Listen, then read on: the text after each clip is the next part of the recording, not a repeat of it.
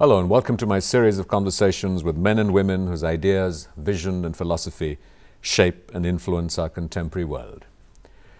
My guest today is a remarkable actor. From Satyajit Ray to Mahesh Manjrekar, a career spanning more than 45 years, 50 films, national awards, international acclaim, currently chairperson of the Censor Board. I'm delighted to welcome Sharmila Tagore. We'll just start with the Censor Board. You've been appointed chairperson of this. A difficult, challenging job? It is a job. It is something that has to be done. I wouldn't like to call it difficult or even challenging. It is.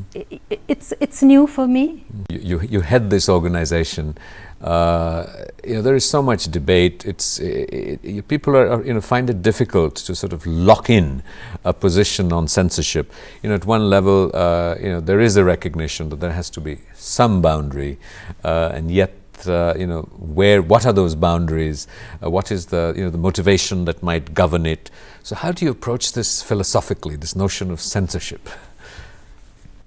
Shall I just tell you how the censorship works? Huh? Yes, please. Yes. It's under Information Broadcasting Ministry. We are a part of that, the censorship, the Censor Board, and there is a chairperson. And there are 9 regional offices and headed by regional officers. And they, in turn, they have advisory committee members who are drawn from various stratas of society. They are homemakers, teachers, professors, etc. And they reflect the point of view of society at large. And they are the one actually who do they see the films and they censor the films. Now, whether censorship is relevant or not, that's the question I think you're asking me. I have a personal opinion, of course. We have many languages, we have many sensibilities, which differs from region to region.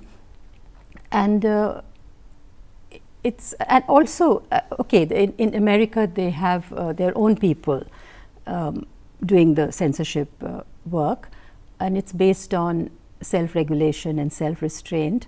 But here in India, we don't have one cohesive film body. So in absence of that, the government does the job. It is not, it's far from ideal, I accept that. But there doesn't really seem to be an alternative at this point of time. Tell me, as a citizen and as a viewer, what would you like, as a mother, as a wife, in all the many roles that you play, assuming that you didn't have an interest or a foot in film, what would you like, censorship to do for you? What would you like censorship to protect you from, in a sense? I mean, that's what implicitly censorship is doing. It's sort of assuming that the audience can't discriminate, and we should protect them from scenes of sexuality, scenes of violence, from political ideology, or whatever it is. We are giving them different ratings. It's not that we are just telling them that this is for adult audience and this is for universal audience, and maybe there should be a category because there are more and more bolder films that are coming for viewing, and maybe there should be a little sort of A+ rating. So we are just putting them in different slots and telling them. But you're also saying sometimes, look, this is not something that anybody should see. Cut it out. Yes, if it compromises the security or the safety of the vulnerable and the marginalized in our society or the very young in our society, we have a social responsibility towards that. So I think we are conscious of that. In the last few months, I've seen so many films that are very, very adult in nature. And yes, I think we, instead of giving cuts, we can say, show it as is, but give it a different rating. So with consumer advice that this film contains explicit, this, that and the other, language, scenes, whatever. So the audience knows what they're watching, and that will be fine. But what happens here, talking about Indian films, it has everything in one. It has adult scenes in a suddenly middle of a young, otherwise normal story, what they call item numbers. And because of that item number, it suddenly becomes an adult film. But the producer wants an U certificate because it affects his business. You know, so what I'm trying to say that the way the films are made here, it is not focused with, you know, just one theme. There is a little bit for everybody. So it becomes a little difficult for us. So we say that, you know, if you remove this particular song, then it's a U film. Which makes it then commercially viable for him. And then it's fine. But we can't have the song and then give it a new certificate because it is a little, you know, bold in its theme. So these are the problems that we are having. You're watching a conversation with Sharmila Tagore. We'll be right back after a short break. Don't go away. There's a lot more to come. Welcome back to a continuing conversation with Sharmila Tagore. And I, you know, sort of introduced you as an actor. I may be old-fashioned, but I've been always sort of conscious of, you know, actors and actresses. How have you responded to the sort of, you know, the new vocabulary of being called an actor? Does it make you more gender sensitive? I think one's identity is not really dependent on how you're addressed, because when I moved to Delhi, people used to be, you know, if your name is misspelled or if your title is not properly, people get offended. I don't know, it doesn't offend me at all. I mean, I'm very clear who I am, and it doesn't worry me if you call me an actress or an actor. You mentioned the sense of, you know, identity for someone who assumes, what was it when I last counted, 55, 56, something, you know, 50 plus, you know, films. Do you ever suffer from an identity crisis, these many identities? And for each person who sort of views you, there's a favorite identity. But beyond films also I have an identity. And yes, of course, in films, like I went to Japan, and you know how everybody pulls out their card immediately when they meet, you know, the cards are exchanged, and I was at a loss because I didn't have a visiting card. So I came back and I wanted to print a card. And I said, what should I write? Somebody said Begum of Patodi. I said, well, will everybody understand? Will that be clear, you know, who I am? Am I Mrs. Mansoor Ali Khan? Am I Sharmila Tagore? Am I Aisha Sultan? In school, for instance, in the children's school, I was known as Mrs. Khan. That was my identity. In films, I'm Sharmila Tagore. In Patodi, I'm Begum Saab. So anyway, I thought about it. I really thought about it. And the decision was, a conscious decision was, that it was Sharmila Tagore, and that's my identity. What prompted that? Is that the name on the passport too? That's the name of the passport also, but that is, I think, who I am. Because films, and that's how people know me. If I want to be, I mean, I want people to understand and relate to me spontaneously, then I'm Sharmila Tagore. You know, you've been acting since you were, you know, 14 years old with, you know, sort of a Satyajit Ray discovery. Has that been a burden, you know, to carry? Here's this great icon, great legend. You do 4 or 5 films with him. He discovers you, and what happens then? Why should it be a burden? It's such an advantage, such a wonderful feeling, such a privilege and pleasure and joy, sheer joy to have known somebody like Satyajit Ray. As I'm getting older and older, I realize how precious my association with Satyajit Ray has been, and how magnificently unique as a person, as a director, I mean, he was so many things. So I absolutely cherish those, and it's not a burden at all. Did he set standards that you feel you have those to live up to? Those were his standard. Those were not my standard. I never confused. He introduced me in Upur Shangshar, and then I worked in the very next year in a film called Devi. I just had to follow him. He was so easy to follow. You know, he didn't confuse you with any extra or too much direction, really. He spoke very little. He just read out the scene, and you knew what you had to do. I think the script is very important, that you read the script, and when you're reading the script, obviously you're visualizing, and unconsciously or consciously you're when you read and the vision, you are remembering all your past experiences and memories, either actual memories or what you may have read in books or what somebody may have narrated to you. But it's like a very unconscious process. I think it's unique to actors perhaps, and also the fact we see ourselves doing it. So you're once removed from it.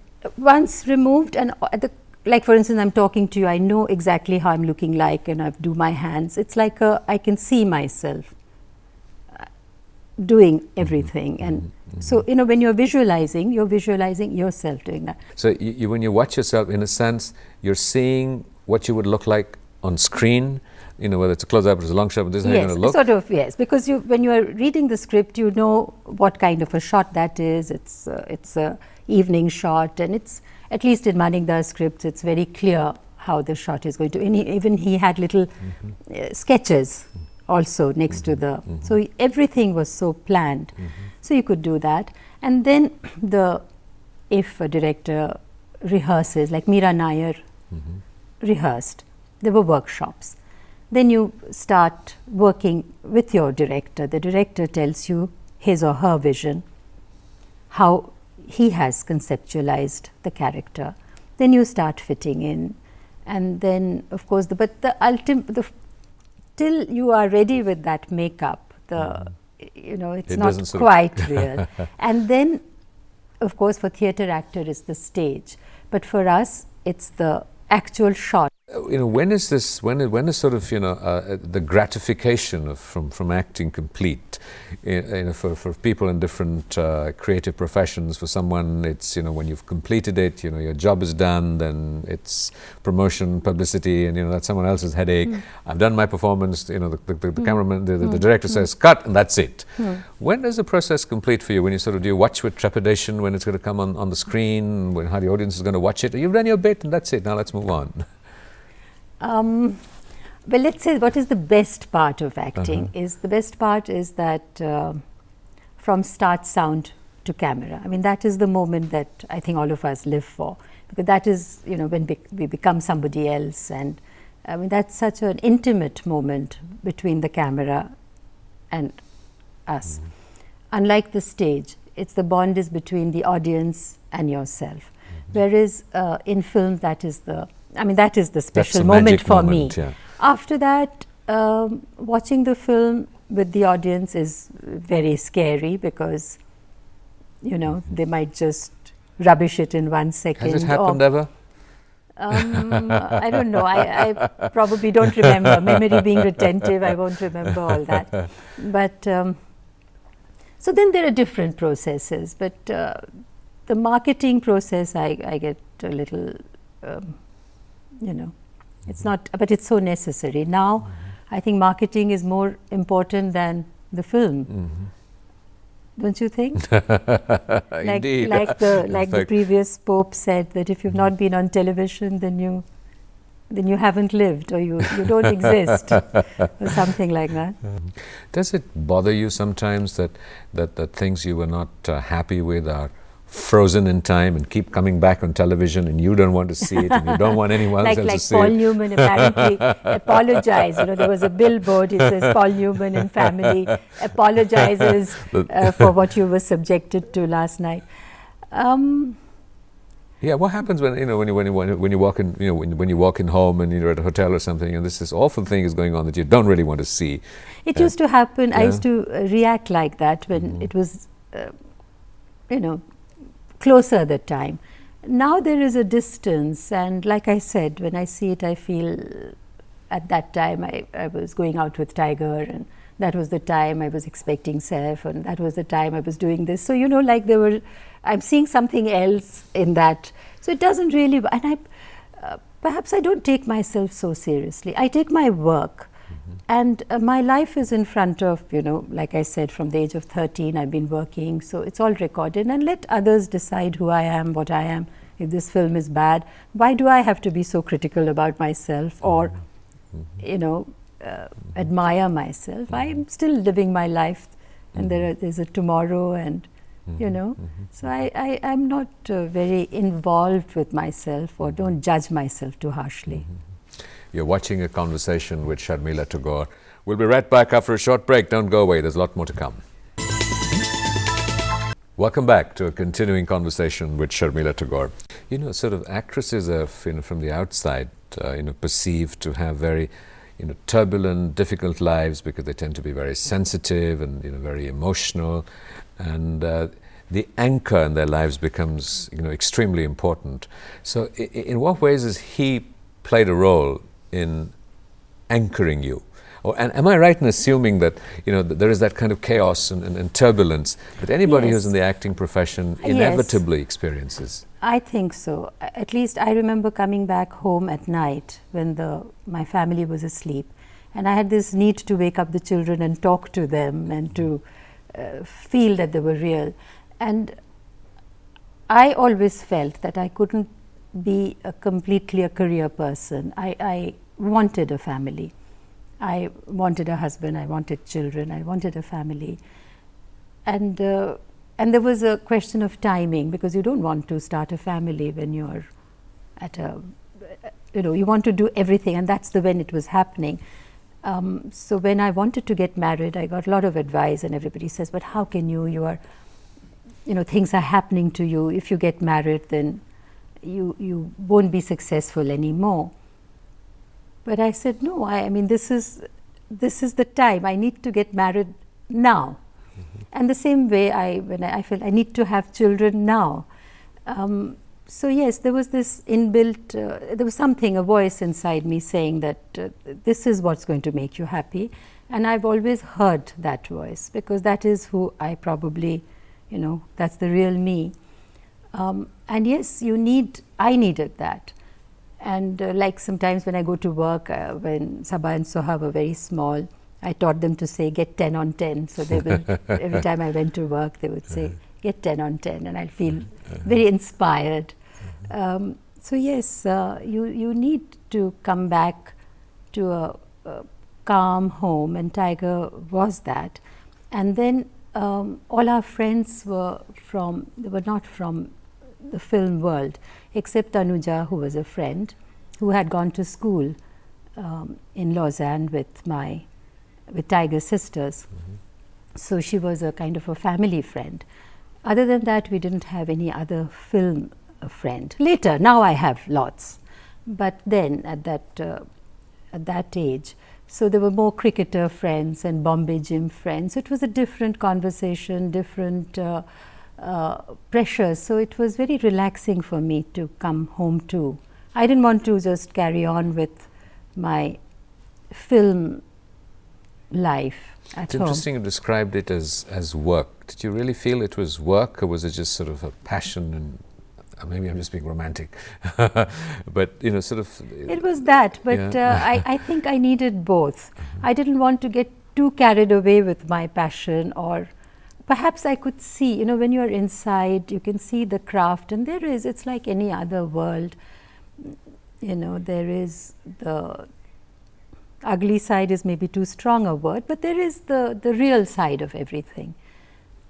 And somehow the world of film it may be very glamorous and may be very satisfying. Like I said, that is my identity. And I love. Must have been a sort of a special gratification that you got a national award for being a best supporting actress, this year, and sort of a revalidation that you're still really good. But yes, of course, the award was wonderful. Time of great happiness for you. What makes you happy? What is your notion of happiness? Are you a happy person? I accept reality. I take a day and a moment as they are.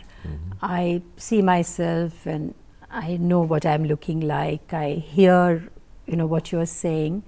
So I think I live in a real world, and I accept. And sometimes I'm concerned, sometimes I'm worried, anxious, nervous. All those feelings I have. But then I resolve them. I try and think about it, live with it, face it, try and stretch my boundaries, understand it. And if I'm not happy for some reason, then I need to be happy. So I'll go for a walk. And I think when I look at a garden or nature helps me, or listen to some nice music.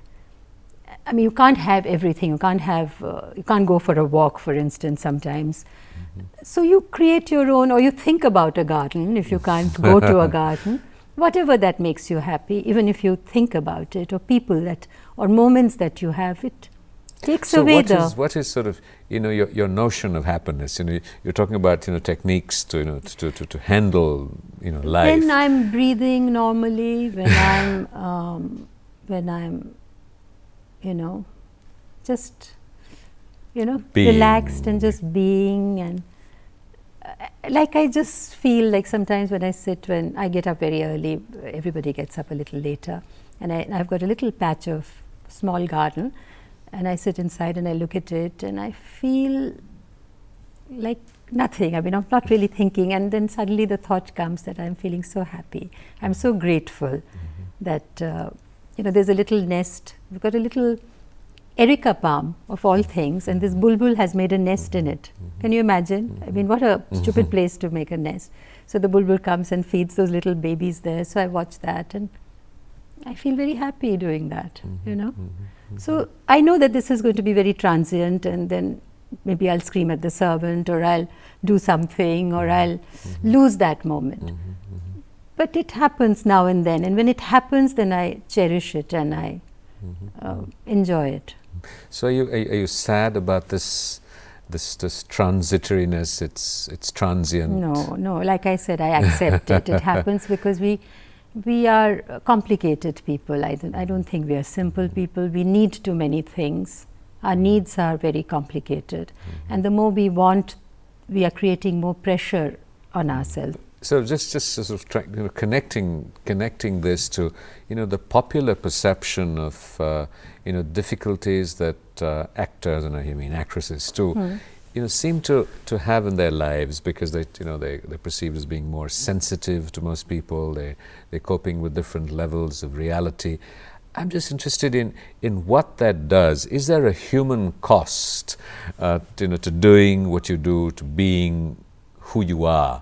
You bring huge amounts of gratification to millions of people.